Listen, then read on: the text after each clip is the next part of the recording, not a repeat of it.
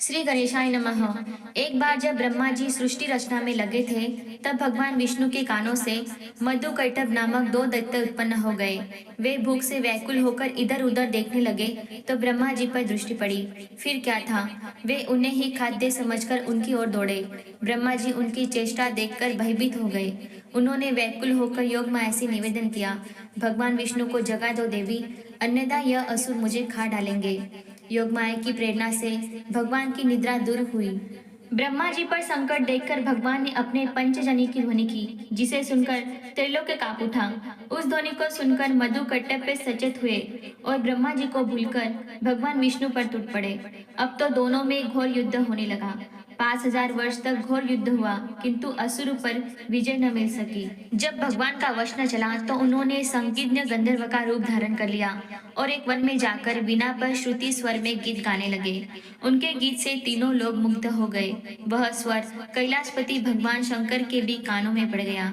उन्होंने निकुंभ और पुष्पदंतों को आदेश दिया कि उस संगीतज्ञ को लीवा लाओ। शिवगण उन्हें लीवा लाए। गंधर्व वेशधारी विष्णु ने उन्हें प्रणाम कर उनके आदेश पर वीणा की तान छिड़ी। उसे सुनकर भगवान ऋषभध्वज, माता पार्वती जी, गणेश जी और कार्तिकेय तथा अन्यान्य सभी देवता मुग्ध हो गए। शंकर ने प्रसन्न होकर कहा, वर मांगो। शंभु हंसे और बोले, तुम तो विष्णु हो, इस वेश में आने की क्या आवश्यकता हुई? क्या असुरों के भय से छड़वश बनाए घूम रहे हो? विष्णु बोले, वर देना चाहते हैं तो मधुकैटभ नामक असुरों का नाश हो जाए, यह वर दीजिए। विष्णु ने कहा, आपको प्रसन्न करने के लिए यह सब करना पड़ा है आशुतोष।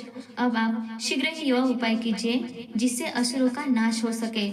शिवजी ने प्रसन्न मुद्रा में कहा, रमानाथ, यदि असुरों पर विजय प्राप्त करनी है तो गणेश जी को प्रसन्न करो। वे ही असुरों को अपनी माया से मोहित करके आपके वश में कर सकते हैं। विष्णु बोले, उन्हें प्रसन्न करने की विधि बताइए पार्वतीनाथ। बिना विधि के पूजा सफल नहीं हो पाती। शिवजी ने उन्हें षोडोपचार युक्त गणपति पूजन की विधि बताई। उसके बाद भगवान विष्णु ने गणेश जी की 100 दिव्य वर्ष तक उपासना की। उनके घोर तप से प्रसन्न हुए गजवदन प्रकट हो गए। उन्होंने कहा, मैं तुम्हारे तप से प्रसन्न हूँ, बोलो क्या चाहते हो? विष्णु बोले, मधुकैटभ नामक असुर बहुत प्रबल हो गए हैं, मेरे वश में नहीं आ रहे हैं, तो पार्वती नंदन उनके वध का उपाय कीजिए। श्री गणेश जी ने कहा, वैकुंठनाथ, यदि आपने पहले ही मेरा पूजन किया होता तो अब तक असुर परास्त भी हो गए होते। विष्णु बोले, गणेश्वर, मुझे आपका प्रभाव विदित नहीं था। अब आप वही कीजिए जिनसे मैं उन असुरों का वध करने में सफल हो सकूं।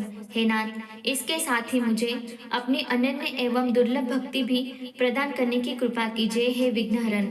भगवान विष्णु की प्रार्थना सुनकर गणेश्वर ने कहा, यही होगा रमानाथ, आपके हाथ से वे दोनों असुर शीघ्र ही मारे जाएंगे। इससे चतुरानन का भय भी दूर हो जाएगा और आपको महान कीर्ति की भी प्राप्ति होगी। हे विष्णु, अब आपके कार्य में कोई विघ्न उपस्थित नहीं होगा। यह वर देकर भगवान गणेश्वर अंतर्धान हो गए और भगवान त्रिलोकीनाथ वहां से लौटकर अपने स्थान पर पहुंचे, जहां उन्होंने दोनों असुरों को युद्ध के लिए समुद्र देखा। त्रिलोकीनाथ को वहां आए देखकर उनकी ओर झपटते हुए बोले, तुम तो बड़े डरपोक हो जी, जो रण क्षेत्र छोड़कर ही भाग गए। विष्णु हंसे और उन्होंने युद्ध करके मधुकैटभ का संहार कर दिया। जहां उन्होंने गणेश्वर की आराधना की थी, वह क्षेत्र सिद्ध क्षेत्र के नाम से प्रसिद्ध हो गया।